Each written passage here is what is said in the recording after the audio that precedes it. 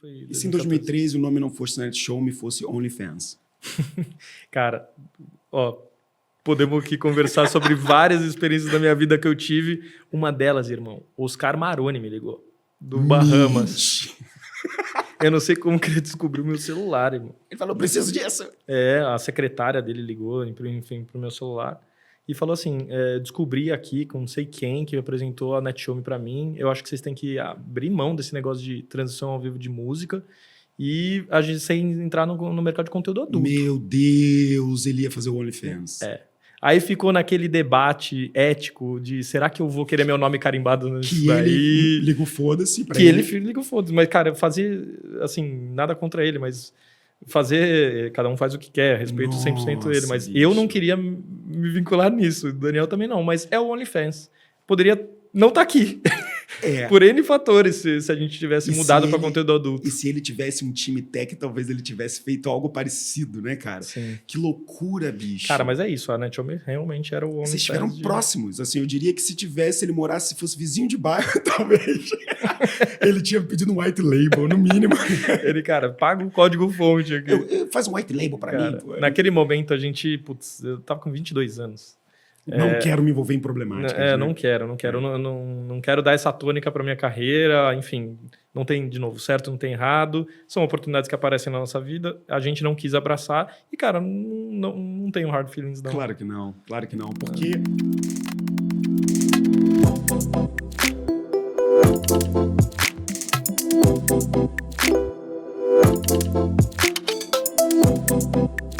Big Deals Talks, o podcast do Investidores VC, onde grandes negócios encontram grandes mentes. Olá, sejam bem-vindos novamente ao Big Deals Talks, nosso podcast onde grandes negócios encontram grandes mentes. Meu nome é Amuri Pinho, eu sou fundador do Investidores VC e host aqui desse podcast. A gente traz nossos grandes empresários, investidores, amigos, pessoas que são relevantes no nosso segmento para a gente explorar os big deals da vida deles. Eu tô aqui hoje com um grande amigo.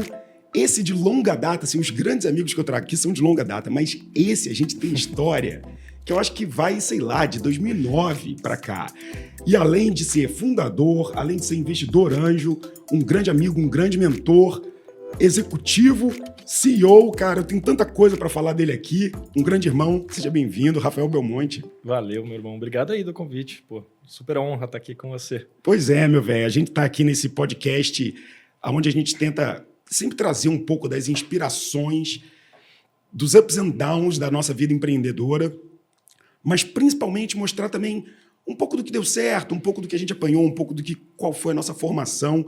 Então aqui no Big Deals a gente sempre vai abrir o capô e eu tenho certeza que a gente vai ter um bom papo, porque a gente tem muita história para contar, cara. Sim. E eu queria começar essa história pedindo para você se apresentar para a galera. Quem é o Rafa Belmonte? Nas palavras do Rafa Belmonte, o que ele faz? Conta pra gente. Maravilha. Bom, tenho 33 anos, meu nome é Rafa Belmonte, eu sou formado em administração de empresas pela GV. Até é curiosa essa história, porque a administração de empresas é super tradicional lá na Fundação Getúlio Vargas, né? Essa é uma faculdade que forma muitos bons profissionais de administração e eu não sabia exatamente se eu queria administração de empresas, mas eu sabia que eu queria fazer GV, né? Até por conta de algumas referências que eu tive ao longo da minha adolescência e na projeção de carreira eu falei assim, não sei se é administração, não sei se é economia, mas lá, por formar bons profissionais, por formar empreendedores, possivelmente lá que eu vou me encontrar. E, cara, foi um dos grandes achievements da minha vida, assim, em realmente me projetar para conseguir passar no vestibular. O vestibular só já é uma história da minha vida super interessante, assim. Bom, passei 4 anos de formado e na GV já buscando construir negócios. Então, sou um mega entusiasta de empreendedorismo. Não sei exatamente quando que essa mosquinha, esse inseto picou, mas me picou o empreendedorismo de realmente construir negócios que pudessem impactar positivamente a vida das pessoas. Sou um viciado em encontrar problemas onde eu estou, assim, e problemas para mim sempre acaba sendo atrelado a oportunidades. Meus amigos até brincam, né, que às vezes os papos eles acabam entrando falando, nossa, mas nesse supermercado não tem tal produto. por que não trazer esse produto? Sempre acaba virando qualquer coisa o ambiente que eu tô é encontrar onde tem oportunidade de negócio. Aí as conversas acabam sempre indo nessa linha. Então, isso é muito meu, é muito natural para mim conversar sobre isso, o prazer de conversar sobre oportunidades de negócio, o prazer por construir coisas que possam ajudar a vida das pessoas em algum nível, sempre me fascinou e alguns negócios foram construídos aí ao longo dessa jornada, que acredito que ela seja curta ainda, em virtude de tudo que eu quero construir. Uhum. É uma jornada de empreendedorismo aí falando em algo em torno de uns 12 anos, mas formalmente, né? Fora as outras coisas muito informais que a gente vai conversar um pouco aqui. Mas, cara, eu acho que é isso. É um entusiasta por comunicação, adoro conversar com as pessoas, eu amo ouvir história, amo conversar sobre oportunidades de negócio, adoro construir negócios que possam colaborar na vida das pessoas. Então, esse é um pouco do Rafa, sou um triatleta amador aí em formação, adoro esporte, encontro no esporte não só meu hobby, mas assim, talvez meu remédio para controle de ansiedade, meu remédio para conseguir organizar meus pensamentos. Não costumo tomar remédio e encontro no esporte tudo que eu preciso para controlar qualquer instabilidade que eu tenha. Então, sem dúvida, o esporte para mim ele é uma parte altamente integrante da minha vida. Assim. Eu vou voltar para tentar descobrir um pouco de onde veio essa parada de resolver problemas. Aonde você nasceu? Nasci aqui em São Paulo, no bairro Tatuapé. Tatuapé, São Paulo. Beleza. E como é que foi essa infância / adolescência ali, quando você se descobriu meio que adolescente, né? Tem uma fase meio de infância ali que tem umas experiências que a gente tem uns flashes legais, mas aquela parte que você, cara, tô consciente na minha memória. Tipo, como é que era essa vida do Rafael? Como ele era? O Rafinha. Sim, cara, eu lembro nessa consciência aí de sempre gostar de me conectar com todo mundo. Eu sempre fui aquela pessoa da sala de aula que participava de todos os grupos da sala, né? Que era aquela pessoa meio que da galera. Passava por tudo, não tinha a minha panelinha. Eu acabava me conectando com todas as panelinhas eu gostava disso. Eu gostava de ser essa pessoa que conseguia ter essa adaptação de adaptar meu diálogo, adaptar meu discurso com base nas diferentes comunidades da sala. Uhum. E isso me permitiu também construir alguns negócios, por mais que informais, em colégio, assim, sabe? Uhum. É muito curioso você falar assim, sobre essa busca por encontrar problemas e oportunidades de negócio. Talvez um primeiro negócio que eu tive, que eu lembro, que obviamente não é um negócio, mas é uma maneira com 15 anos de idade que eu comecei a ganhar meu dinheirinho, 14 anos de idade que eu comecei a ganhar meu dinheirinho, foi... lembra de micareta? Caraca, lembro. Pelo menos na minha adolescência isso foi muito presente, né? Principalmente cidades universitárias. Exato. As micaretas, tinha muito na aldeia da Serra, né? Em São Bernardo. Tinha muito no AMB, o Eu Vou, Eu Fui, de questão de Porto Seguro. Eu encontrei naquele momento, talvez eu tenha percebido que nenhum pai queria levar o filho e os amigos de carro nesses lugares, porque era muito trânsito, né? Chegava lá com congestionamento absurdo. Geralmente se levava os jovens lá e 5, 6 pessoas no carro, então tinha risco de a polícia parar, falar que tinha mais gente no carro do que podia. Na volta era um baita de um perrengue, porque o pai precisava acordar de madrugada para ir buscar geralmente a galera meio alcoolizada. Cara, naquele momento eu virei e falei assim, quer saber, eu vou começar a alugar micro-ônibus. Eu vou começar a alugar micro-ônibus para levar. Que Nenhum pai quer, bicho. o meu pai não quer. Os pais dos meus amigos não querem. Comecei com 15 anos de idade. Começar a organizar micro-ônibus. Chegou num nível do Carnafacu de, sei lá, 2004, 2005, que, cara, tinham 7 ônibus. Meu Deus! 7 ônibus. Tinham 4 colégios do Tatuapé que acabavam saindo ônibus. Eu descentralizei a parada porque eu consegui trazer pessoas de cada um dos colégios para me ajudar a organizar. Então, qual que é o problema, né? O problema é que os pais não queriam levar os filhos e os filhos não tinham dinheiro para pegar um táxi e não tinha Uber naquele momento, né? Não era tão fácil. Não era tão fácil pegar um táxi assim. E a farra de junto também é maneira, né? Demais. Aí começou a entrar com outras coisas. Aí comecei a agregar valor ao ônibus, colocando umas bebidinhas. Caraca, que loucura. Então, a primeira parada mais séria empreendedora foi uma desculpa pra galera beijar na boca e ficar bêbada. Excelente. Cara, num primeiro momento, sim. Eu genuinamente queria resolver o problema de meu pai não me encher o saco, não querendo me levar. Então, todo empreendedor precisa viver um pouco a dor para poder encontrar a solução? Sim, eu acredito que sim. Eu também acredito. Até porque a gente vai falar em algo na construção de negócio que é muito alinhado a você acreditar em primeiro lugar. Sim. Se você está fazendo alguma coisa que você não acredita, você tem uma certeza que eu dou é que esse negócio não vai para frente. Sim. Porque na relação, na porradaria, se você não fincar as suas bases e realmente acreditar no que você está construindo, você vai desistir. Vai. E assim, no curtíssimo prazo. É fácil desistir quando você não tem isso. Quando você não acredita. Então você precisa acreditar e para acreditar você tem que passar na dor. A dor ela precisa ser algo importante para você. Eu queria ir muito nas festas universitárias e eu não tinha a possibilidade de ir por falta de locomoção. Então eu vou encontrar um problema, uma solução para esse problema. É exatamente isso. É exatamente isso. Você precisa de alguma coisa que te segure quando tudo estiver dando errado. Sim. E essa coisa para te segurar é acreditar. É tipo, eu quero, eu acredito, eu vou, eu consigo, né? Tipo, tem que ter alguma coisa desafiadora / você precisa daquilo, né? Tipo, sem dúvida. Eu acho que esse DNA do empreendedor é um negócio muito forte, né? A gente constrói o mundo em volta da gente do jeito que a gente quer que ele seja, né? Tipo, e se não tem, a gente constrói, né? Exatamente. Isso é muito legal. E é o que eu falei. Na porradaria, se você não realmente relembrar pelos motivos pelos quais você construiu aquilo e aquilo não for significativo para você, você vai desistir. Sim. Você vai desistir. Então, você precisa estar muito consciente do que te levou a construir o que você quis e você precisa dar continuidade na crença, na fé que aquilo vai dar certo. Perfeito. Porque se isso abalar em algum momento, os negócios, eles, na minha visão, eles implodem, eles não explodem. Sim. Vem sempre de dentro para fora, é sempre do empreendedor, é sempre de dentro da empresa o processo de desconstrução das coisas. E qual que é o termômetro para o empreendedor não confundir insistência com resiliência? Qual é o termômetro para o cara mas eu quero muito, eu vejo muito, eu acredito muito, mas caraca, qual é o sinal que eu tenho que estar atento para não estar insistindo em algo que eu tô míope? Sim.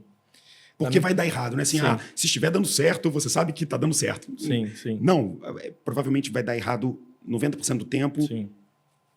Na minha visão, irmão, é o seguinte, o empreendedor ele sempre tem que ter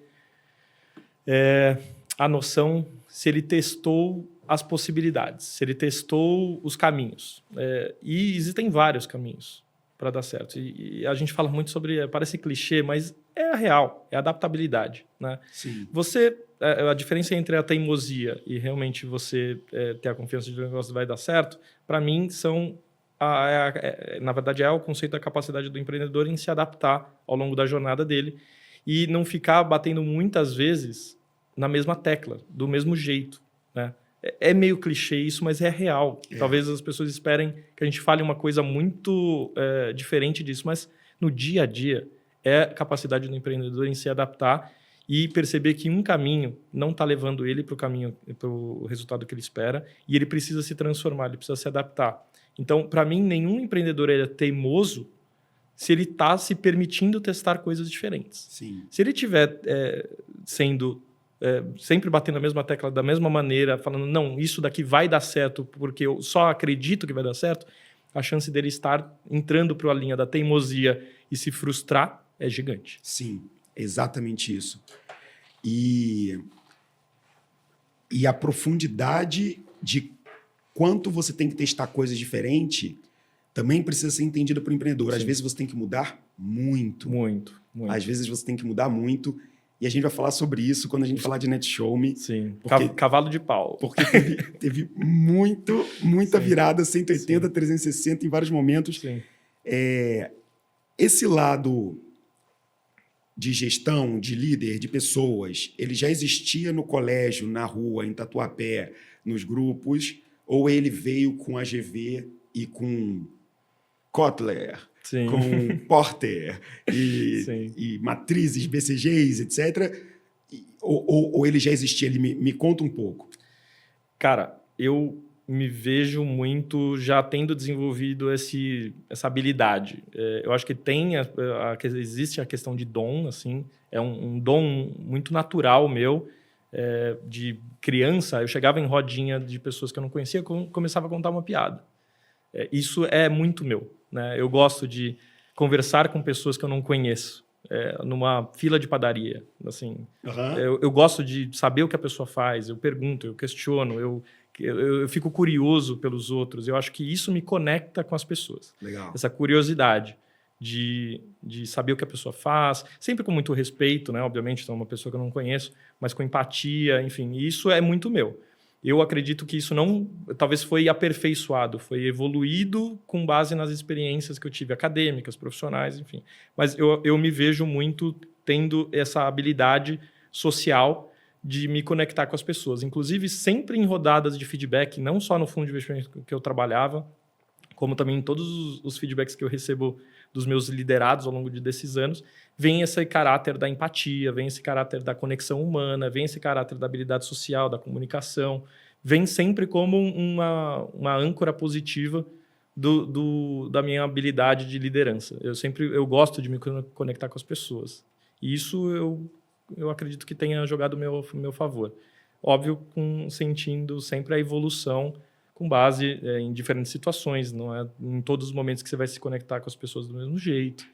Enfim, entendendo os ambientes que você está, né? Enfim. Família era empreendedora ou você foi o primeiro? Eu fui o primeiro. Meus pais são advogados. Ah, ambos? Sim. Só que a minha mãe exerce a profissão de advocacia, meu pai acabou indo para o ramo de gráfica. Ele é vendedor. Tem irmãos e irmãs? Não tenho. E aí a GV, cara, você sempre mostrou, né, muita conexão, muita gratidão e falou que foi transformador para você. Sim. O que você conseguiria trazer resumidamente do que a GV te trouxe, assim, se fosse aquele desafio de fazer um tweet? Cara, resiliência. Ela foi praticamente uma jornada empreendedora para mim, assim. Sério? Por quê? Foi. Cara, eu acho que a GV é uma faculdade, uma universidade que ela acaba sendo bastante seletiva na entrada e altamente seletiva na saída. Algumas universidades elas acabam sendo menos seletivas na entrada e muito seletivas na saída. A GV ela tem esse mix, mas ela potencializa a seleção nas duas frentes. Então, entrar é muito difícil e sair é muito difícil. Eu tive várias situações lá dentro que me provaram que eu tinha uma resiliência suficiente para construir o meu negócio na frente, porque pode vir, que eu aguento a porrada, assim, sabe? Tomei várias porradas lá dentro, né, de diferentes, assim, jeitos. Não só... teve uma vez que, numa matéria da GV, chamada Gestão de Operações, era uma das matérias mais desafiadoras, mais complexas de toda a trilha da GV, e eu não tinha conseguido estudar, porque meu pai tinha sido internado no dia anterior com embolia pulmonar, e eu tomei uma decisão muito errada, que eu vejo hoje, mas é uma decisão errada, que eu fiz uma cola, né? Porque eu não tinha estudado e fui para a prova sem saber praticamente... Ai, Rafael. Assim, jogando papo reto, é uma cola. Eu fiz uma cola e a professora encontrou. Cara, eu tive eu fui suspenso durante uma semana, eu perdi todas as provas. E eu tive minha 0 naquela prova. Parece um negócio meio besta, mas trazendo para um horizonte de 2006, na minha formação, da minha resiliência, dando um exemplo sobre isso, o professor virou para mim e falou assim, jogando papo reto, minha prova final é super difícil, você está com 0 na parcial, mais fácil, te dando um conselho, desiste. Meu Deus.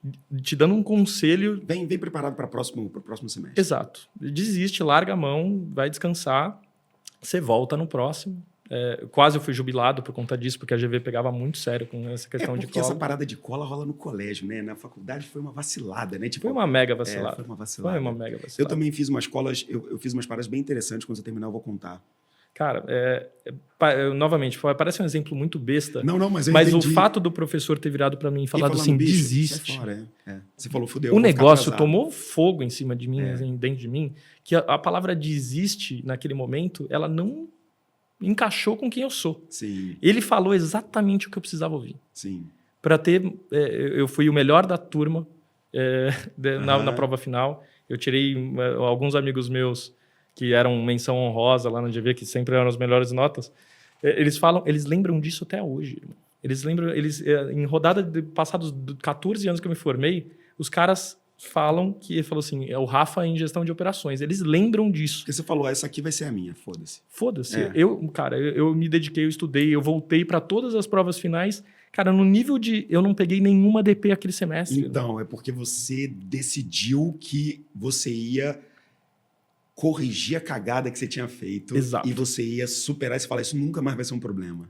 E, cara, de verdade, esse foi o primeiro lance de que eu entendi resiliência na minha vida. Cara, eu tive uma história muito parecida.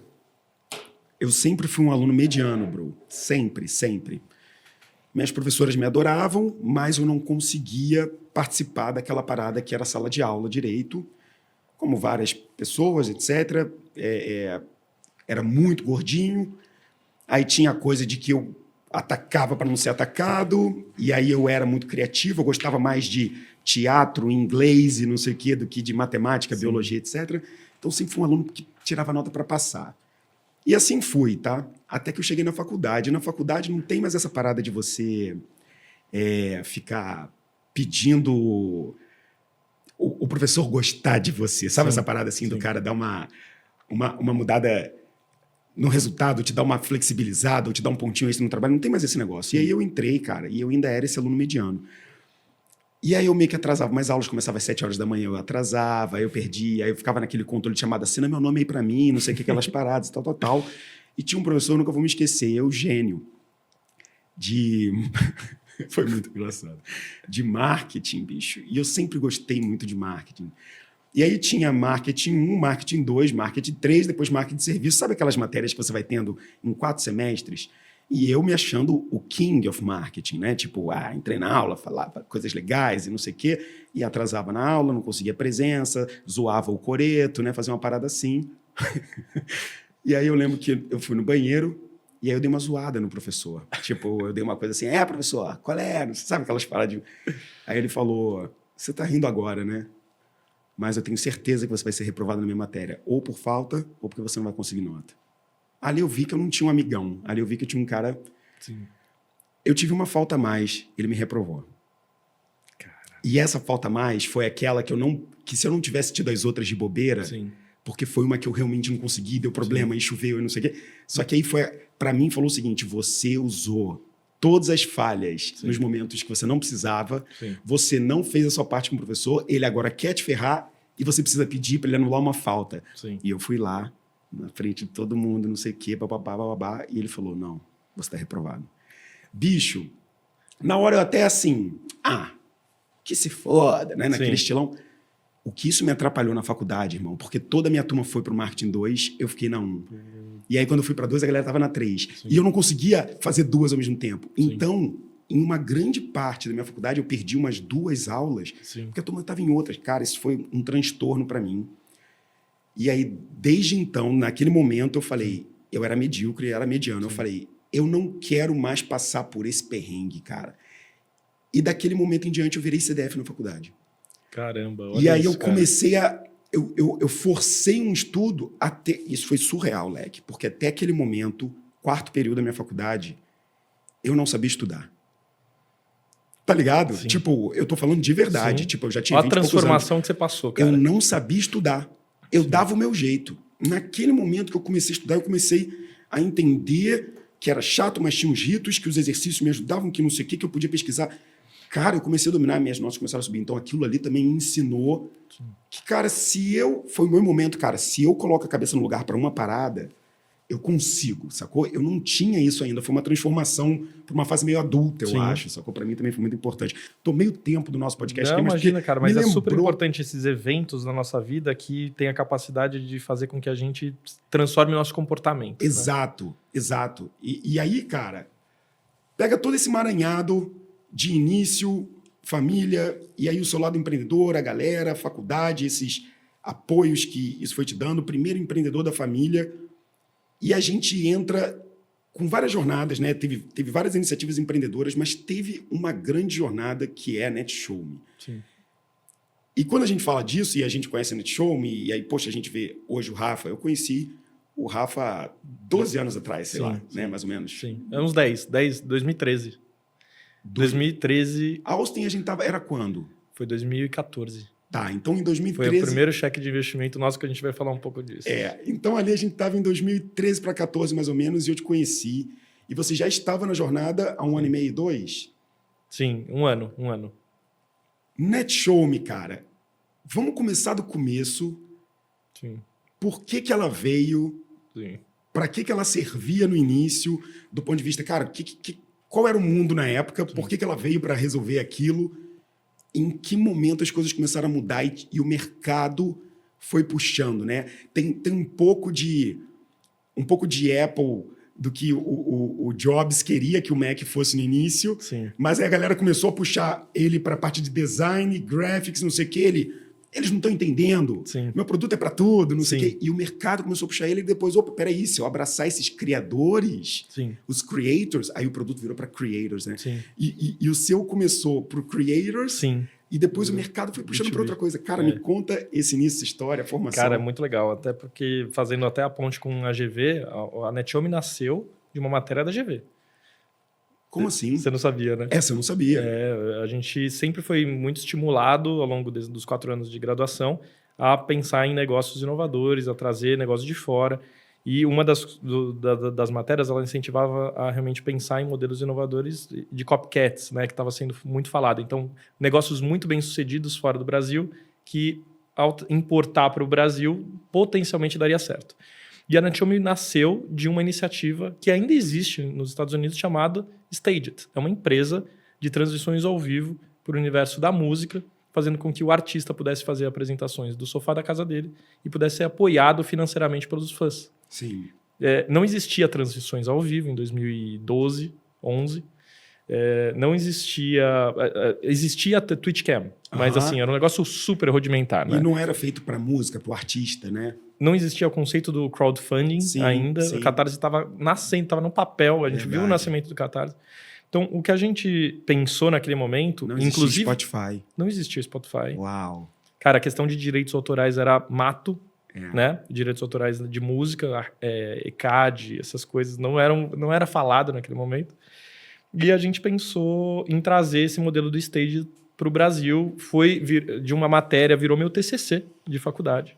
Então, foi um plano de negócios. A NetShowMe, ela foi meu TCC, cara. Caraca. E, Já era com esse nome ou era outro nome? Não, era NetShowMe. Nossa, mãe do céu. O registro da marca NetShowMe, que inclusive minha mãe que fez, que ela é advogada de marcas, é de 2011. É de quando eu estava cursando a matéria na GV. Que maneiro. Eu e o Daniel Arco Verde, meu sócio, que também fez GV, a gente estava trabalhando num fundo de investimento chamado Bravia Capital, do Álvaro Chucair, que hoje está na Link.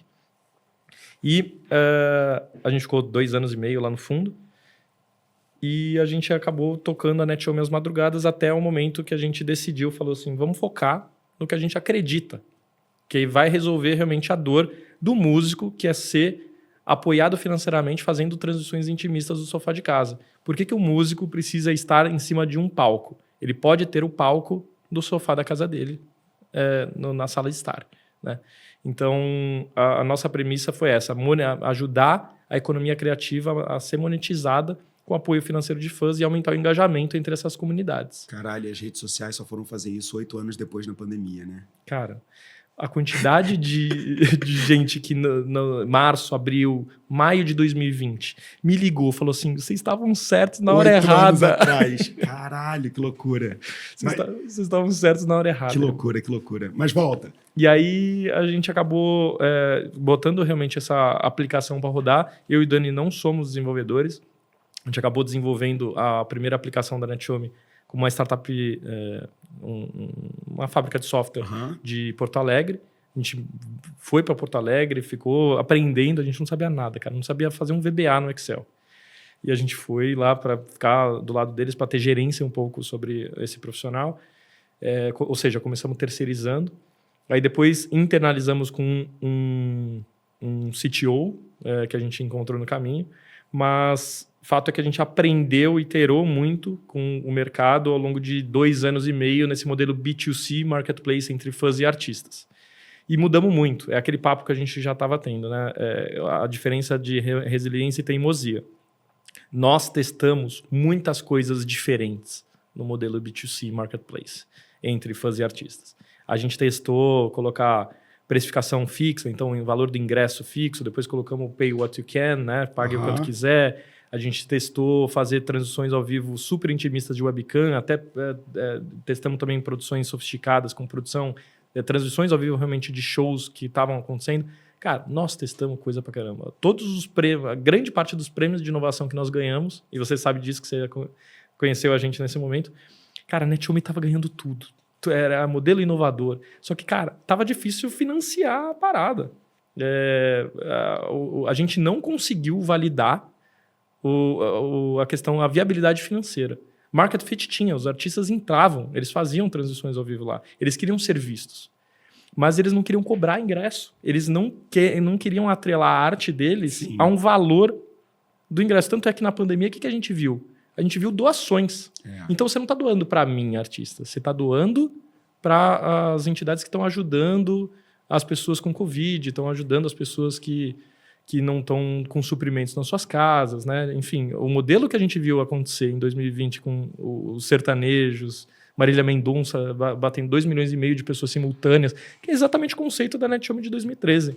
Só que como que o artista estava ganhando dinheiro? Com publicidade, com audiência, e não monetizando o conteúdo em si. As doações elas iam para as ações sociais, não para o artista. Sim.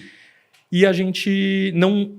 Era muito difícil construir uma rede social no Brasil, de realmente entender a gente como gerador de audiência para os artistas. O YouTube já estava começando a dar passos de colocar transmissões ao vivo lá dentro. A gente falou assim, esse não é o nosso business. A gente já estava recebendo muitas demandas do meio corporativo falando assim, ei... Eu preciso disso que vocês estão oferecendo. A primeira empresa, nossa cliente, foi o Napster. O Napster virou pra gente, o Napster legal, né? O Napster legalizado. O Napster legalizado é um Spotify que era ao vivo música, né?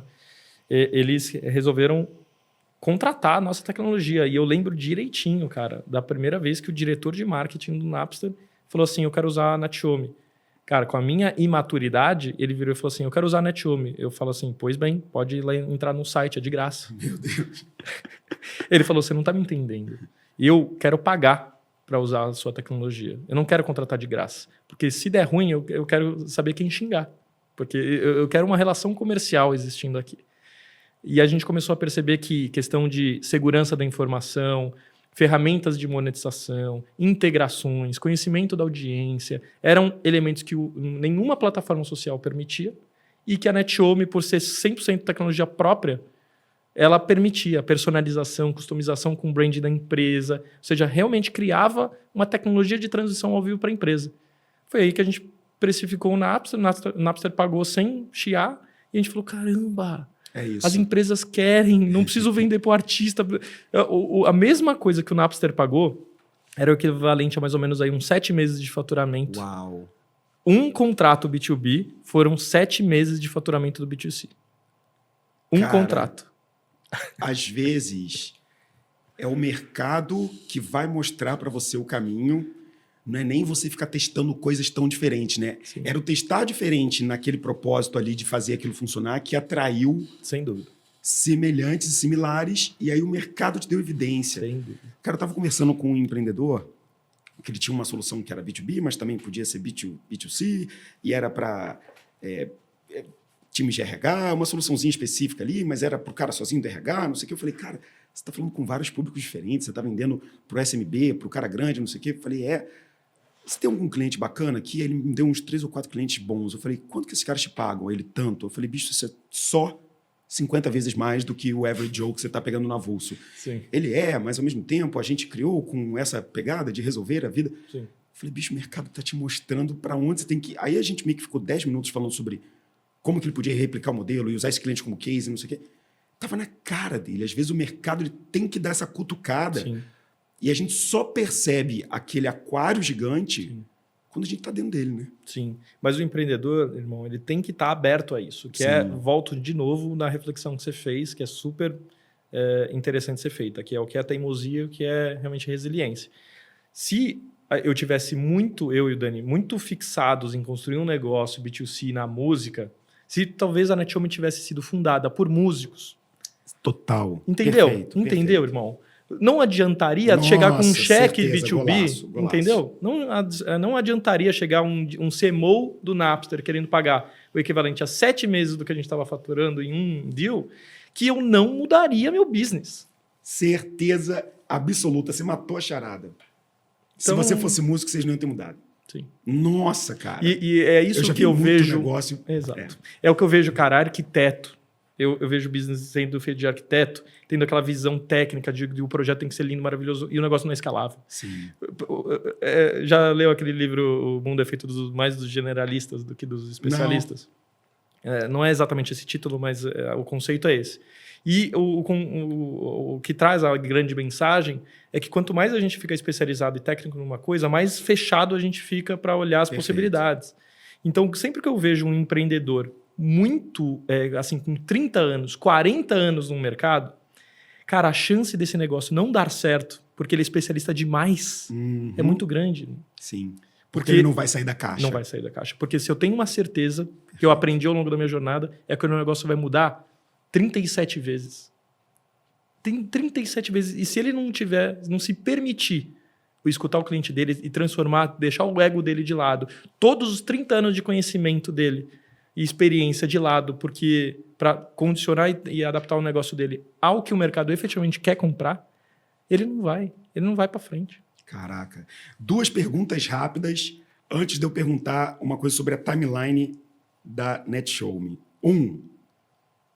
Hoje, se você fosse começar um negócio novo, mesmo não sendo o Rafa pós-faculdade, vale a pena a software house? Não. Não.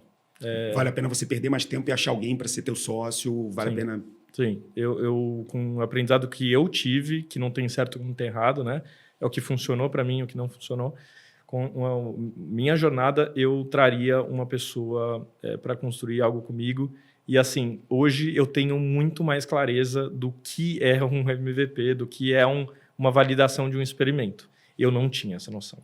Eu e o Daniel, assim, a gente, por sermos especialistas demais, a gente estava no mercado financeiro, a gente, cara, chegou para a primeira captação de investimento anjo da NetHome com 5-year plan, cara, com todas as certezas possíveis do que aquele business se tornaria em 5 anos. E nosso primeiro cheque de investimento foi com o Rodrigo Borges, fundador do Buscapé, que tinha estava no processo de saída, eles tinham vendido para a Naspers. E ele virou e falou assim, eu não quero ver. Eu e o Dani ficamos, cara, de 8 semanas trabalhando em cima daquele modelo de 5 anos. Não me mostre, não adianta. Eu não quero ver. Uau. Eu não quero ver. Porque eu tenho uma certeza de vocês é que esse negócio vai se transformar e a semana que vem essa linha de receita, essa linha de custos não vai existir. O que era o negócio quando ele falou isso? Era o modelo já tinha pronto? Foi inclusive quando a gente se conheceu em Austin, no Texas, né, no South by Southwest de 2014, que a gente apresentou o modelo de transmissões ao vivo de músicos. E naquele dia também a gente foi matador, né? A gente colocou a Fresno, que estava na Casa Brasil. Eu vi um show do Fresno dentro da nossa casa. Eles fizeram lá, ao vivo. Sim. Tava lá com o Rafa, não sei o que não, porque o pessoal vai chegar, a gente vai fazer uma transmissão, porque a gente tá anunciando a parada. Entra o Fresno, aquela galera toda cult, não sei o que, com as guitarras, fazendo um som ali. Eu falei, gente... Não, nós colocamos Jorge Pontual da Globo para cobrir e o conteúdo entrou no Jornal da Globo. Uau. Passou no Fantástico. Aquilo foi um show. E aí, cara, a gente colocou investidor para assistir aquilo.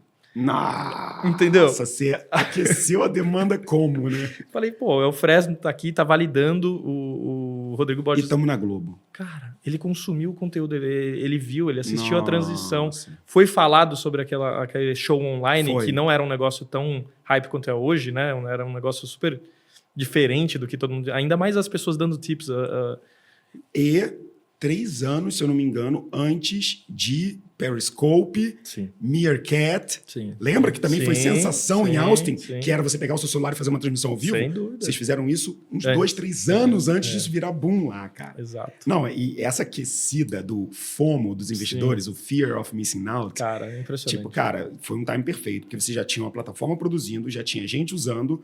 Vocês foram para Austin para fazer esse grande big announcement. Tinha um monte de investors lá, Sim. porque naquela época Sim. você tinha que estar em Austin Sim. para fazer o que a gente fazia. Era outro ecossistema também, né, galera? Apesar da grana ser Brasil, etc., todos os investidores aqui, eles gostavam dessa coisa meio Vale. Eles encontravam a gente no Vale, né? Sim. Encontravam a gente em Austin, né? Era mais fácil, talvez, encontrar eles lá, interagir com Sem eles dúvida. do que no Brasil. Era uma coisa meio louca nessa época, o ecossistema. E vocês conseguiram criar aquela sensação de que todo mundo queria estar ali, perto, né? Sim. Muito bom. Cara, foi espetacular. Quem fez a ponte com o Borges lá na Casa Brasil foi o Pripas. E a gente começou a interagir com o Borges, a gente compartilhou com ele o link da transmissão do show da Fresno. Cara, no dia seguinte a gente estava num restaurante jantando e assinando um guardanapo deal. Uau! E voltamos pro Brasil e concluímos o deal. E Que assim, maneiro. o que esse cara ajudou a gente também ao longo da nossa trajetória foi absurdo. E aí me diz uma coisa, mais uma das perguntas stops antes de eu fazer a pergunta. E se em 2013? 2014, a rodada do CID foi... E se em 2013 o nome não fosse Night Show, me fosse OnlyFans? Cara, ó, podemos aqui conversar sobre várias experiências da minha vida que eu tive. Uma delas, irmão, Oscar Maroni me ligou, do Bahamas. Eu não sei como que ele descobriu meu celular, irmão. Ele falou, preciso disso. A secretária dele ligou, enfim, pro meu celular e falou assim, descobri aqui com não sei quem que apresentou a NetShow pra mim, eu acho que vocês têm que abrir mão desse negócio de transição ao vivo de música e a gente sem entrar no mercado de conteúdo adulto. Meu Deus, ele ia fazer o OnlyFans.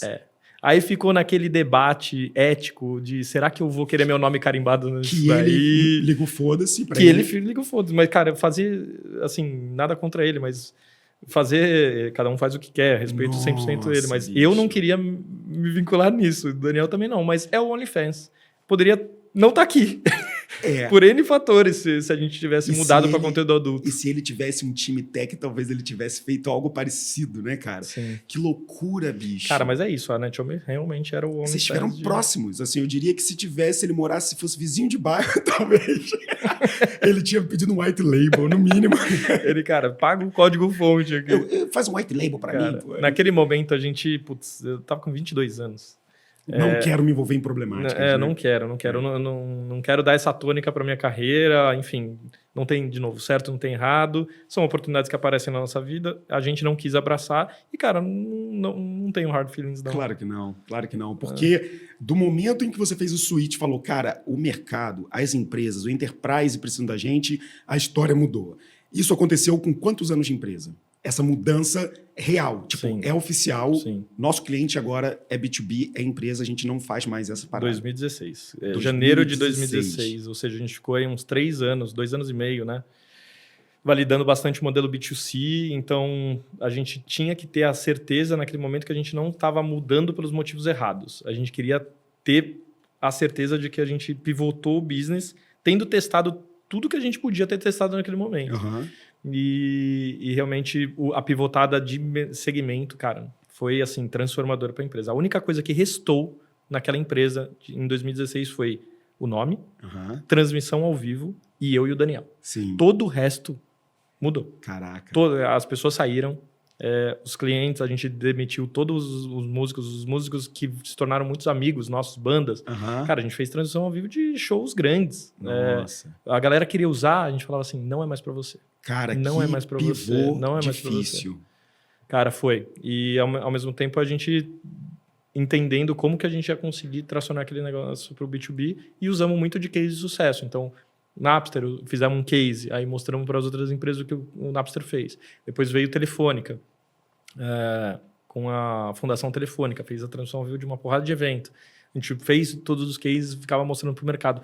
A gente tentava sempre encontrar uma aplicação diferente de um cliente para montar um case e ter o que mostrar para o mercado. Sim. Que é o que muita gente faz, que é o o portfólio, né? Montar portfólio. Sim. A gente começou a fazer muito isso e deu muito certo. Animal, cara. E desses últimos 7 anos da empresa já tendo feito essa mudança, mudou alguma coisa muito na empresa no meio desse caminho? Teve direções, assim? Quais foram os outros pivôs importantes, momentos, assim, cara, nesses 7 anos, teve X momentos aqui que... Cara, a gente passou por uma pandemia e é difícil você fazer essa pergunta hoje para um empreendedor que passou pela pandemia e não se transformou, né? Sim. Acho que todo mundo se transformou pessoalmente e profissionalmente. Mas quando a gente fez o pivô para o B2B em 2016, eu tinha uma grande visão. Eu tinha uma visão de chegar num dia e ter 100 transmissões ao vivo acontecendo ao mesmo tempo na ferramenta. Não sei o que seria necessário para aquilo em nível de escalabilidade de servers, não sei o que seria necessário em nível de infraestrutura, de código. Não, cara, não é a minha pegada. Mas eu tinha a visão de realmente conseguir ter 100 transmissões ao vivo acontecendo em um dia na ferramenta. Porque eu falei, esse negócio vai bombar. E, cara, na pandemia a gente viu isso, né? Na pandemia a gente viu uma carga absurda de transmissões ao vivo, uma carga violenta de audiência simultânea. Foi um dos momentos mais desafiadores da minha vida. De escalabilidade, de gente contratando de PMF na veia, né? Porque você já tinha o Solution Fit preparado 2 anos antes, 3 anos antes, e aí veio o Market Fit. Exato. A hora que o mercado fala, cadê? Eu preciso disso agora. Preciso disso agora. Que loucura, bicho. Preciso disso agora. Tinha cliente que implorava. Meu Deus. Implorava para comprar. Meu Deus. Cara, eu nunca vi isso. Ou seja, aquela visão que eu tive 4 anos antes, ele acabou se materializando em 2020, em março, abril, maio de 2020, com a pandemia, que obviamente, pelo aspecto social, não vou nem falar de como que foi desafiador, mas do ponto de vista do negócio, cara, foi o tsunami que a gente mais precisava surfar. Chegou o meu momento, um momento de realmente brilhar, de fazer a parada que a gente se preparou durante tanto tempo, com um time, cara, engajadaço, irmão. Foi o momento de engajamento de time mais violento que eu já tive em 10 anos de companhia. Foi 2020. Quantos meses durou esse hypergrowth, esse hype louco de cliente de demanda? 1 ano. 1 ano. E por que em 2021 tu não cravou um exit com os números lá pra cima? Tipo, porque obviamente veio gente atrás, né? O mercado tava mega comprador. Sim, total. Gama, por exemplo, aproveitou. Sim. Teve um super boom na pandemia. Sim. E aí se tornou quase inevitável. Cara, excelente pergunta. Na verdade, a gente recebeu algumas ofertas, né? Algumas empresas super legais se aproximaram da gente. Tinham 2 movimentos. O primeiro é que a gente teve um grande aprendizado de sempre achar que a gente poderia escalar mais o business do que estava. Porque que é a síndrome do empreendedor que está vendo o resultado do que ele viu ao longo... e ele imaginou dos 7 anos anteriores acontecendo naquele momento. Ele falou assim, agora é meu momento. Sim. Então, tipo, não vamos passar por qualquer custo. Eu continuo acreditando nessa parada. Sim. Entendeu? Então, teve um movimento... E agora tá bom, né? Agora a gente tá ralou 8 anos, agora que eu tô vendo o mercado louco, eu não vou sair. Eu vou multiplicar esse business. Ele já tinha multiplicado por 3, 4 vezes. A gente vai fazer tipo umas 10, 20 vezes aqui nessa parada. Animal. Então, existiu, e eu não me arrependo, tá? Hoje eu vejo como aprendizado, mas existiu muito desse anseio meio do Dani de continuar trilhando, porque a gente acreditava muito no business, e alguns deals acabaram não dando certo. Então, talvez ter apostado na empresa errada. A gente também se deparou com um deal com term sheet praticamente assinada, e um outro grande aprendizado que eu tive, que dinheiro certo é dinheiro na conta, né? Acho que todo empreendedor passa um pouco disso. Junqueira contou essa aqui também, cara. Cara, dinheiro certo é dinheiro na conta. Tipo, não existe, cara. Term sheet assinada não significa absolutamente nada. Contrato assinado, um aprendizado que eu tive. Contrato de investimento assinado não significa que você tem um investimento. Cara, a gente tem bastante aprendizado para compartilhar. Mas 2020 a gente acabou não tendo oportunidades, term sheets praticamente assinados, alguns assinados, e o deal não virou, e aí começou a viver um pouco daquele luto de não ter acontecido a parada. A gente ficou uns... Cara, tem o 24 Hours Rule, né? Fique triste durante 24 horas. 24 horas ou fique muito feliz por uma grande conquista durante 24 horas. Cara, não consegui cumprir com essa parada. Fiquei um mêsinho chorando. Fiquei eu e o Dani, assim, um mês pelo menos, assim, cara, com aquele amargor. Mas depois, cara, demos uma limpada na mente e vamos voltar a crescer. E o time ajudou muito, cara. Ter pessoas do seu lado, ter liderados incríveis, te ajudam a você voltar com uma sobriedade, voltar com um senso de fé, de crença que aquele negócio vai dar certo. E a gente voltou a crescer, né? Mas 2021 foi bem tiro, porrada e bomba pra gente, assim. O que você aprendeu no aspecto fundraising? Você como um fundador que tem que fazer fundraising, o que você aprendeu com essa porrada? Porque eu acho que a gente aprende na porrada, bicho. Sim. Cara, muito aprendizado. Assim, geração de caixa é mandatório. Tipo, se você tá numa negociação queimando caixa, irmão, você tá bem numa situação, numa zona muito complicada. Perfeito. Esse é o disparado, o maior aprendizado que eu tive Porque com fundraising em O geral. tempo não para e ele é contra você. Contra você o tempo inteiro. E assim, todo mundo é urubu, tá esperando o momento Sim. certo de chegar na carne morta, entendeu? Então, cara, não depender de dinheiro por necessidade. Esse é o grande ponto. Tome as melhores decisões que você pode tomar com a cabeça fria, cabeça tranquila. Se precisar enxugar a sua operação, cara, num processo de fundraising, enxugue. A gente foi para uma linha agressiva de querer provar número e queimar caixa para provar crescimento em virtude de uma captação que estava rolando. E assim, quando ela não rola... Você não consegue enxugar. Não, você não consegue. Ou enxugar vai te custar muito. Você vai destruir cultura, você vai ter que enxugar muito time.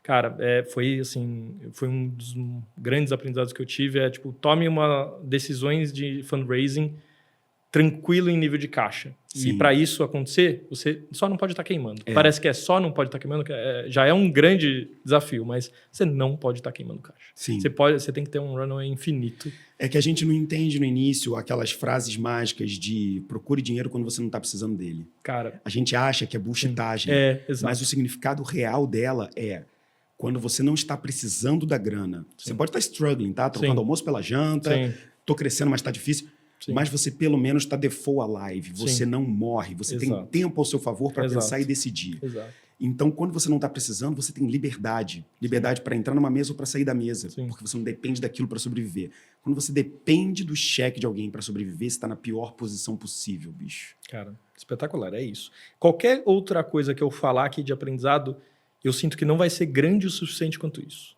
E eu sinto que muito empreendedor que hoje não entende isso que a gente está falando, ele vai entender uma hora. Ele vai entender uma hora. Sim. E vai ser difícil. Então, tenta absorver o máximo possível disso que a gente está trazendo aqui. Porque pode te economizar muitas noites sem conseguir dormir, de insônia. Pode te custar ou economizar uma reestruturação de cultura muito forte do seu time. Acredite nisso que a gente está trazendo, porque a galera não tende a acreditar tanto no poder de você fazer um processo de fundraising gerando caixa. É isso. Lembrem-se sempre de que uma coisa que a gente não dá muito valor, porque a gente sempre tem, que é liberdade para tomar a decisão que a gente quiser. Quando a gente não tem, ela é desesperadora. Então, procure sempre decisões que vão te dar liberdade, né? Sim. E saiba abrir mão de algumas delas na hora certa também, que a gente tem que abrir. Sim. Cara, a gente está com 45 minutos de papo e eu quero começar a entrar em algumas questões aqui que eu acho que vão ser bem maneiras aqui. A gente falou bastante de NetShowme, mas eu quero começar a fazer uma provocação sobre o futuro. Para onde vai esse mercado de streaming? Para onde vai esse mercado de transmissão? Para onde vai esse mercado de transmissão nas grandes empresas? O que a gente espera num mundo onde o vídeo, a transmissão, se tornou um negócio tão óbvio quanto uma tomada elétrica que a gente bota esperando que a gente vai conseguir ligar? Tipo, hoje é default. Virou mais uma linguagem para todos os negócios. Sim. Esse mercado ficou grande demais, tem muito concorrente. No Brasil ainda não tem. Empresas holandesas e japonesas entraram aqui. Sim. Como é que é esse mapa e esse futuro para a NetShowme e para o mercado? Perfeito. No nosso ponto de vista, assim, toda empresa passou a ser produtora de conteúdo. Ela entendeu que ela tem que ser produtora de conteúdo para continuar com o seu nível de construção de autoridade, reforço de imagem, de branding, para, no final do dia, vender mais, lucrar mais, né? Então, esse boom que a gente viu na pandemia acontecer de live, live é um formato, mas a essência é uma mensagem, uma informação, é um conteúdo que tende a ter sido produzido para ajudar alguém, né? A transmissão ao vivo, o conteúdo gravado, isso que nós estamos fazendo aqui, um podcast, eles são formatos de conteúdo, são a maneira como a gente está produzindo e distribuindo conteúdos. O que a gente está vivendo é uma explosão de conteúdo. Todo mundo passou a ser produtora. Sim. As grandes empresas passaram a ser produtoras de conteúdo. Imagina, um dos nossos clientes é o Santander. O Santander produz conteúdo sobre educação financeira. Ele tem um módulo lá dentro, praticamente uma universidade, que produz conteúdo para o mercado. E a gente tem o prazer de ser a plataforma que distribui os conteúdos do Santander. Ou seja, o Santander ele não só está dando crédito imobiliário, não está emprestando dinheiro para as pessoas, ele está também produzindo conteúdos e educando o mercado. Só que do mesmo jeito que o Santander faz, todo mundo está fazendo. A gente já está entrando, não é de agora, mas numa onda muito grande de curadoria. Curadoria de conteúdo, porque se eu tiver que pesquisar no Google para achar o que eu quero, cara, o Google é esse referenciador, né, essa entidade que vai indicar os melhores conteúdos para você, só que vai ser cada vez mais difícil de achar o que você quer, por conta do volume. Então, a gente entende muito essa junção de conteúdos, de temas, para que... Principalmente comunidade. A construção de comunidades em virtude de desafios e problemas que as pessoas tenham em comum. Cada empresa está querendo construir sua própria comunidade, seu próprio diálogo, seu próprio canal, sem depender de algoritmos. Perfeito. E dando um ponto de referência. Meu sonho é usar NetShowme. Eu acho que eu não tenho o tamanho de Santander, mas eu adoraria, eu ainda não estamos nesse fluxo, mas eu adoraria que eu tivesse um investidores something e lá tivesse conteúdo para os founders, para os investidores, etc. É isso, é o hub de comunidade da... E eu não queria que tivesse em outras plataformas, eu não queria co-brandings, eu queria o meu, eu queria escolher qual é gratuito, qual é pago, eu queria... Construir modelos de monetização diferentes do YouTube, de não depender de video views, por exemplo. Realmente construir um modelo no qual o seu o espectador aqui possa contribuir financeiramente consumindo os conteúdos, tanto com assinatura recorrente, quanto pagando por ver um determinado conteúdo. Sim, só que, ao mesmo tempo, vídeo, streaming, data, analytics, meios de pagamento, toda essa infraestrutura de vídeo é muito cara. Sim. E quando a gente faz nas plataformas públicas, a gente está pagando com o branding deles. Perfeito. Então aparece o branding deles, as moderações deles, a entrega deles, etc. e tal. Então custa ter a sua própria TV. Sim, exatamente. Para quem que é hoje o NetShowme? É para a empresa que está em qual momento de refinamento desse conteúdo? Em que momento você fala, cara, continua nas plataformas. A partir daqui, é NetShowme. Perfeito. A gente olha muito um funil de conteúdo, um funil de conversões. Então, a gente sempre vai falar que o topo desse funil de conteúdo são as plataformas sociais, no qual vocês e outras empresas vão abastecer essas plataformas sociais com conteúdos mais superficiais, com mais pílulas, conteúdos mais diretos. De atração. De atração. É para gerar awareness mesmo, gerar reconhecimento que você existe e que você está se preocupando com o público final, produzindo conteúdos mais topo. Né? Ou seja, não existe a necessidade, realmente o compromisso de assinar uma plataforma própria se você não tem a estratégia de cima construída. Perfeito. Uma das coisas que a gente vê mais estratégias dando errado é quem tenta já ir para uma plataforma fechada, um hub de conteúdo, uma comunidade, sem ter se preocupado em construir a audiência de cima. Perfeito. Por isso que a gente já vem conversando sobre investidores, VC e NetShowme já há bastante tempo. Vocês estão fazendo a estratégia correta. Legal. Tá? Eu acho que a gente não precisa ter ansiedade nesse processo, porque quando construir, você vai ter conversão. Perfeito. Você vai ter bonitinha o funil acontecendo. X mil pessoas estão assistindo essas pílulas aqui, Isso. eu direciono elas para esse lugar para ter algo um pouco mais profundo com o meu Mais branding. profundo, exclusivo, Perfeito. conteúdo melhor produzido Perfeito. para gerar valor com que as pessoas realmente entrem. Nem que elas entrem só pagando a informação delas. Só que é totalmente diferente você entrar num vídeo desse podcast aqui nosso, gravado, que vai estar no YouTube, vendo lá, 17 mil pessoas assistiram esse conteúdo. E é totalmente diferente de você entrar numa plataforma fechada e falar assim, a Muripinho ficou 14 minutos e 11 segundos assistindo esse conteúdo. Aham.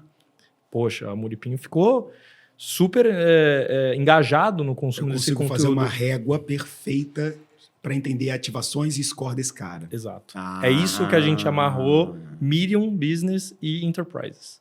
Perfeito. Então a gente percebeu que quem tem o funil muito bem construído são empresas médias, empresas grandes. As empresas pequenas, porque também foi um grande aprendizado nosso ter ido muito na linha do infoprodutor, que bombou na pandemia, né?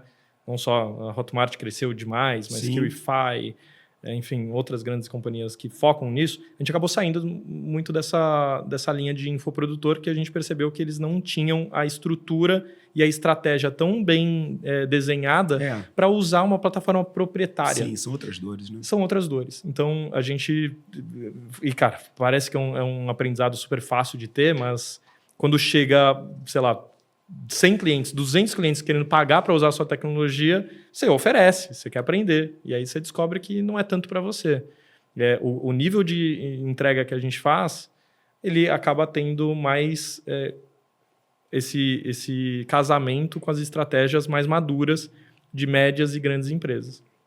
Então, é isso que a gente vem fazendo, colocando outras linhas de solução. Então, não são só as plataformas OTT, né, que são os Netflix, mas também estratégias de live commerce, estratégias de live concierge, tipo one-one. Claro, são dores dessas empresas que já têm esse pedaço estruturado. Exato. Então, Perfeito. tudo ao redor de soluções de vídeo profissional a gente entrega.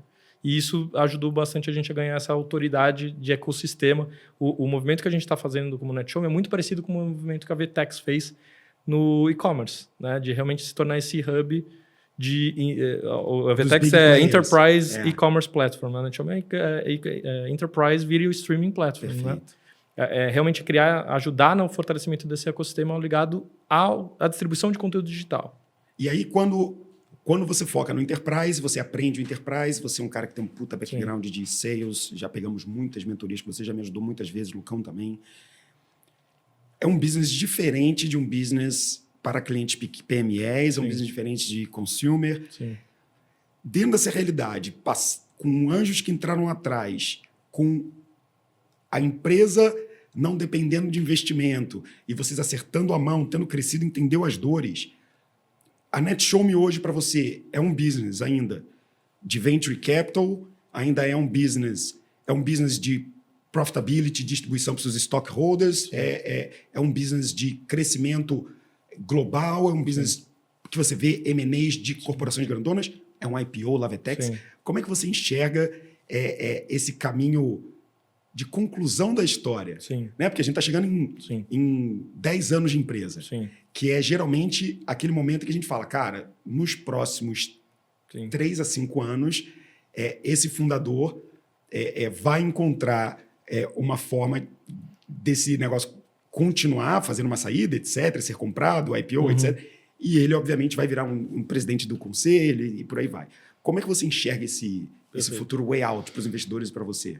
Cara, excelente pergunta, porque esse foi um dos grandes aprendizados que eu tive ao longo da minha jornada empreendedora, que é quando a gente se pega construindo um negócio para vender esse negócio e ter uma saída, cara, a chance da gente conseguir é baixa, ou se a gente conseguir, o valor vai ser não significativo o suficientemente para você parar de trabalhar e curtir sua vida. A gente tem que construir um negócio realmente grande, um negócio de propósito que impacte muito a vida das pessoas. Então, não tem como ficar pensando que na minha janela de 6 meses, 2 anos, eu quero ter uma saída desse negócio. A gente está construindo o build to last mesmo, assim, feito para durar a parada. A gente acabou de sair de um planejamento estratégico de M&A. Cara, vou comprar meus concorrentes. Animal. Vou crescer Latam. Cara, o Brasil é gigante, mas o brasileiro, o empreendedor, ele tem que ter muito a cabeça de que o Brasil não é suficiente. A gente é muito mal acostumado, né? Achando que é só aqui, só aqui. Cara, a gente está indo com a Latam. Eu acabei de voltar da Europa. A gente está vendo empresa de lá para comprar de lá para entrar em mercado lá. A cabeça é de crescimento. Mas isso só vem também depois de muito tempo na jornada, né? Muito tempo na jornada. Porque se você tivesse essa cabeça de expandir, global, etc., lá atrás, você até tinha, né? Sim. Tipo, dá para ser para o mundo, dá. Sim. Mas você soube colocar isso na hora certa, né? Porque tem Sim. muito empreendedor que... eu vou ser global desde agora. E o produto dele, na verdade... Não, sem dúvida. Porque isso aqui foi uma validação assustadora para vocês. Porque quem vence no Enterprise aqui, bicho... Sim. Entendeu? Não, vencer no Enterprise no exato. Brasil é porta aberta para você começar a operar. Até porque você, ainda mais tendo enterprises multinacionais. Exato. E uma estratégia que eu vejo muito interessante para você crescer globalmente é se apropria desse contrato que você tem com uma multinacional Brasil para encontrar a mesma pessoa que te contratou aqui e encontrar lá. Nós fizemos esse processo na Europa. Pô, a gente tem Oracle, Santander, Animal. Leroy. Tem empresas multinacionais que elas têm a capacidade de financiar minha operação fora. É esse o conceito da parada. Então, internacionalização do negócio, não colocando dinheiro do Brasil para financiar fora, fazendo dinheiro de fora circular entre ele lá dentro. Sim. Né? Então, eu realmente acredito nesse protocolo de internacionalização, de crescimento global. Se apropria das grandes contas que você já adquiriu numa determinada região para entender os buyers em outras regiões. Porque, sem dúvida, a dor vai ser a mesma. Sim. Ele só precisa descobrir se ele contrata você ou vai contratar seu concorrente, mas ele vai ter que contratar alguém. Cara, isso tem dado muito certo. Né? Bela estratégia. Muito bom, cara. Me fala uma coisa, Rafa. NetShowMe foi uma grande parte da sua jornada, foi o que possibilitou você construir um business hoje com marca reconhecida, com mercado, com grana, crescendo. Isso transformou a sua vida de um jovem empreendedor que tinha se formado na faculdade, já trabalhava, etc. Tinha uma carreira que seria executiva, né, de fundos, etc. Para um cara que hoje é um executivo do próprio negócio, fundador, está na operação Build to Last, Sim. Animal. Isso hoje colocou numa posição onde você consegue, além de olhar no seu negócio, eu sei que você é um founder 100% full nisso, mas também fazer investimentos anjos. Tem até conexão com a GV. Sim. Você foi um dos fundadores da GV Angels e investiu em vários negócios. E isso é uma coisa que, para a gente, faz muito sentido entrar nessas últimas perguntas aqui, porque você também acredita em focar no seu negócio, como eu foco no meu 100%, não tenho outra atividade, mas que existe um espaço de diversificação em empreendedores, em inovação. Eu não sei se você é um cara que investe muito em mercados tradicionais ou se você tem mais capital seu em startup do que o resto. Conta um pouco para mim desse lado investidor e como é que você conseguiu construir uma empresa e ser um fundador de um negócio que te possibilitou hoje poder estar investindo, sacou? Tipo, é difícil fazer essa transição. Geralmente acontece com realmente quem está no negócio há mais 7, 8 anos, que o negócio cresce o suficiente a ponto de você, cara, conseguir estabilidade financeira na pessoa física também. Sim, sem dúvida. Foi isso que a gente buscou, realmente fazer a NetShowMe crescer para Build to Last, né? Falando em nível de meu portfólio management, assim, sabe, de investimento, a NetShowMe, sem dúvida, é grande parte do meu patrimônio. No que eu tenho realmente investido de fora, eu diria que é algo em torno de uns 60%, 50% é investimentos tradicionais e que eu não tenho nada em imóvel, é mais investimento em bolsa, em renda fixa, enfim. E o restante aí acaba entrando mais em outras iniciativas inovadoras, né? Sejam startups, enfim.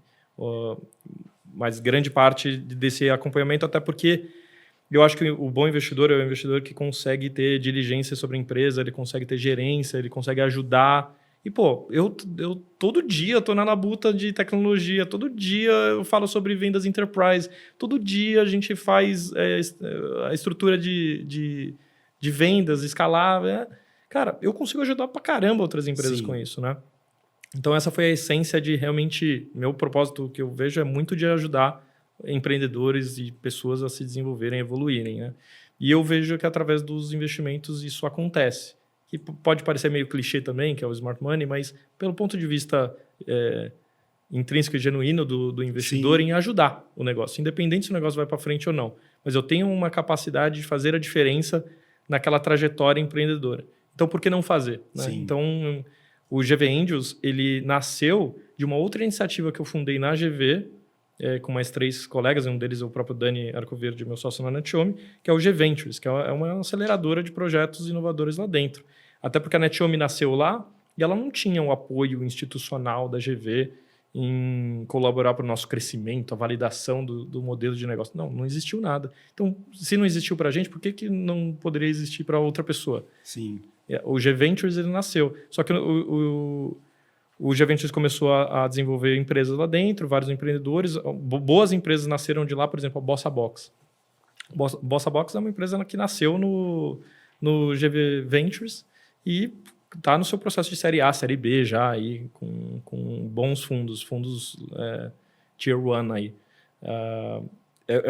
A gente adora ver cases de sucesso como o da Bossa Box, porque realmente mostra que o que a gente idealizou lá atrás realmente transformou a vida de alguém, transformou a vida de um business. Sim. O GV Angels, ele nasceu, olha que doido, para financiar os projetos que eram dos alunos da GV, lá dentro do GV Ventures. Só que acabou que cresceu tanto que não tinha tanto deal flow. A gente teve que olhar empresas de fora. Hoje a gente está com 317 investidores ativos lá dentro. Tem que fazer parte da comunidade GV, tem que ter feito Fundação Getúlio Vargas. E mais de 50 empresas investidas, 45 milhões de reais investidos. E o que você está olhando hoje que tem chamado sua atenção? O que você gosta, tirando o chapéu GV, mais do Rafa Anjo? Uhum.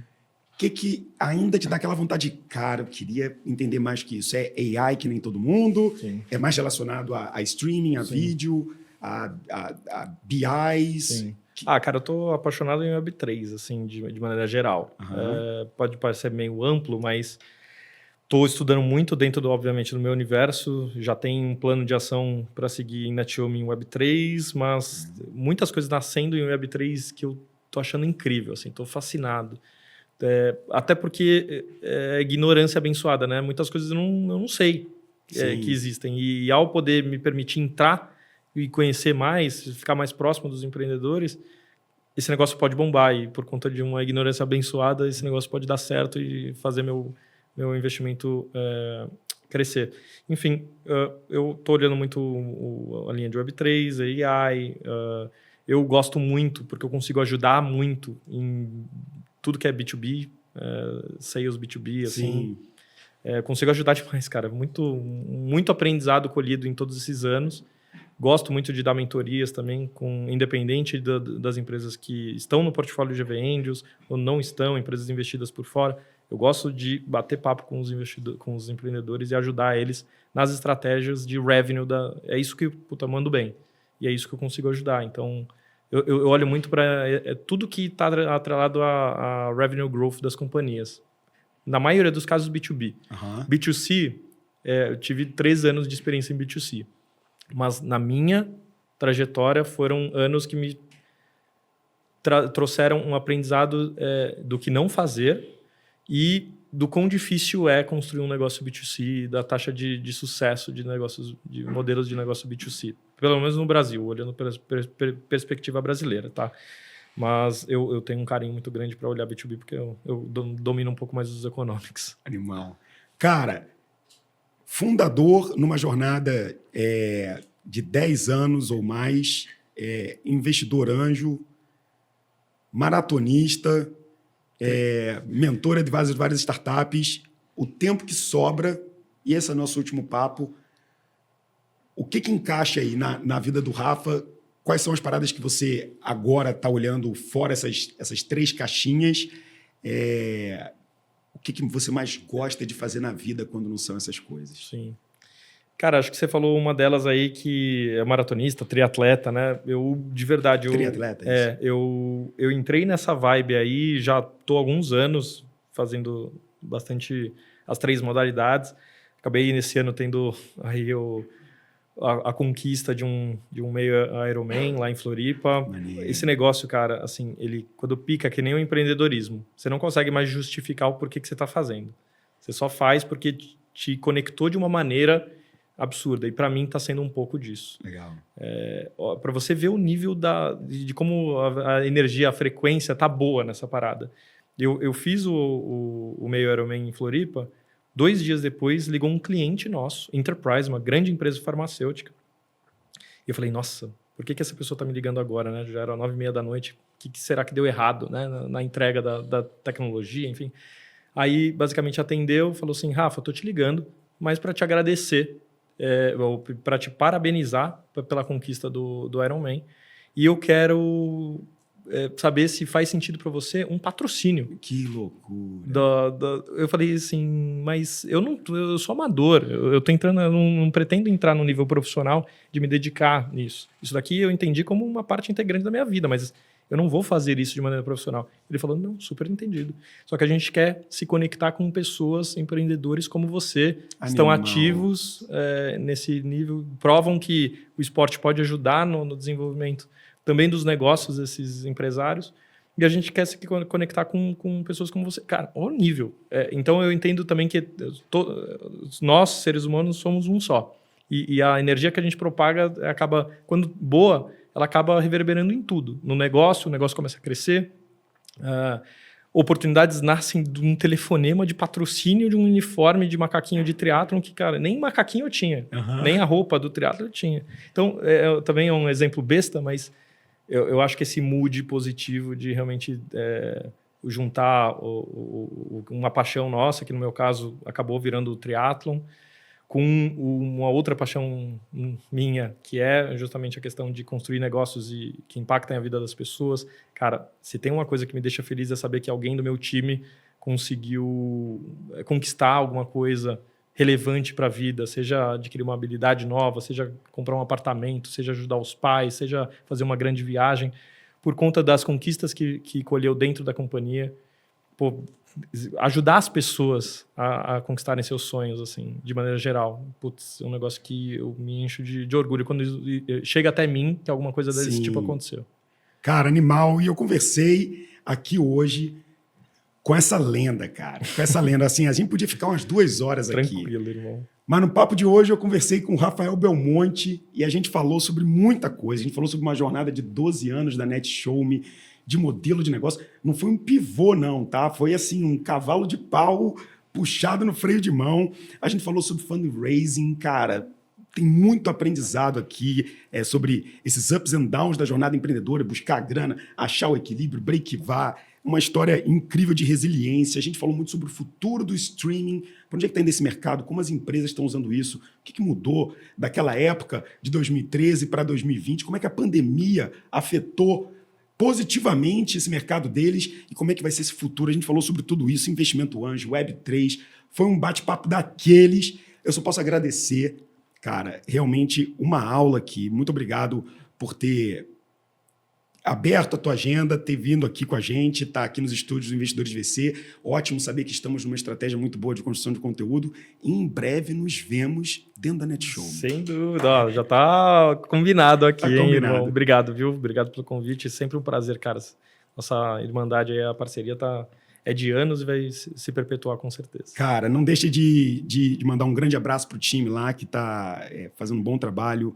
Manda um grande abraço pro Dan e avisa pro pessoal onde é que segue, como é que encontra o Rafa, como é que encontra o NetShowMe, fala pra gente aí os arrobas. Legal, o arroba de Instagram é Rafael_Belmonte. Posto bastante conteúdo sobre inovação, empreendedorismo, sobre mundo de streaming lá. Sem dúvida, cortes desse podcast estarão por lá também. O arroba da NetShowMe é arroba NetShowMe. O próprio nome nosso, até um hack bem interessante. O nosso nome é netshow.me.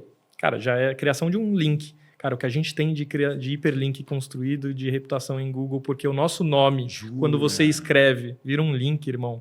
Se eu soubesse disso em outros... Então eu vou ter isso também. Investidores.vc, porque você já viu que sempre que as pessoas vão escrever sobre o seu nome, vira link. Entendi. Só que para o Google, para qualquer motor de busca, tá todo mundo falando de você, do seu site, porque tá te marcando em tudo. Uau. Então fica aí a dica, mais uma dica aí, netshow.me, investidor.vc. Acertando sem querer, olha aí que beleza. Galera, muito bom, muito obrigado. Eu quero agradecer você que ficou com a gente até aqui e convidar você para seguir a gente também, @investidoresvc, aqui no podcast Big Deals. Você sabe, a gente tem 2 episódios, toda quarta-feira, Big Deals Talks, onde eu trago grandes convidados para a gente falar sobre os Big Deals da vida, e toda sexta-feira a gente tem um resumo de tudo que aconteceu no mundo do Venture Capital ao longo da semana. Muito obrigado. Segue lá a gente no @investidoresvc, @muripinho. Não deixa de mandar os seus comentários, os seus feedbacks, perguntas que a gente pode mandar aqui para os nossos convidados. É ótimo ter vocês e eu aguardo todo mundo no próximo episódio. Até lá, galera.